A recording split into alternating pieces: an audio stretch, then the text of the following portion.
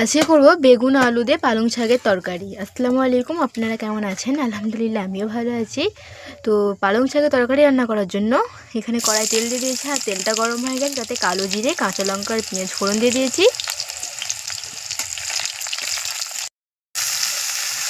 তার মধ্যে কেটে রাখা বেগুন আলুগুলো দিয়ে দিলাম, একটু ভালো করে মিশিয়ে নিচ্ছি। আর আমার বাপি এদিকে বাঁশ ছিলছে, কারণ কুড়ুলে বাঁট করবে বলে। তারপর একটু লবণ আর হলুদ দিয়ে মিশিয়ে নিচ্ছি।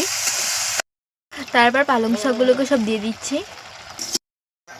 তারপর চাপা দিয়ে সিদ্ধ করে নিচ্ছি। কমপ্লিট হয়ে গেছে, আর এখন আমি এটা দিয়েই ভাত খেয়ে নেব। পরে এই যে রান্না বান্না কমপ্লিট করে আর এখন আমি খেতে বসেছি। এখানে শাক আছে আর চিকেন রান্না আছে, আর মা আমাকে খাইয়ে দিচ্ছে। ভাত খাওয়া কমপ্লিট হয়ে গেছে, আর এখন একটা প্যাক রেডি করছি চুলের জন্য। এখানে আছে টক দই, ডিম, পাতিলেবু রস আর মুলতানি মাটি ভালো করে মিশিয়ে এটা এখন চুলে অ্যাপ্লাই করে নেব। ভীষণ ভালো একটা হেয়ার প্যাক, আমার তো খুবই ভালো লাগে। এটা শুধু চুল পড়া বন্ধ নয়, খুশকি দূর করে এবং চুলকে হেলদি রাখে। এটাকে নিয়ে আমার 4th টাইম ইউজ করা হচ্ছে, আর ভীষণ বেটার একটা রেজাল্ট পেয়েছি। চাইলে আপনারাও এটা একবার ট্রাই করে দেখতে পারেন।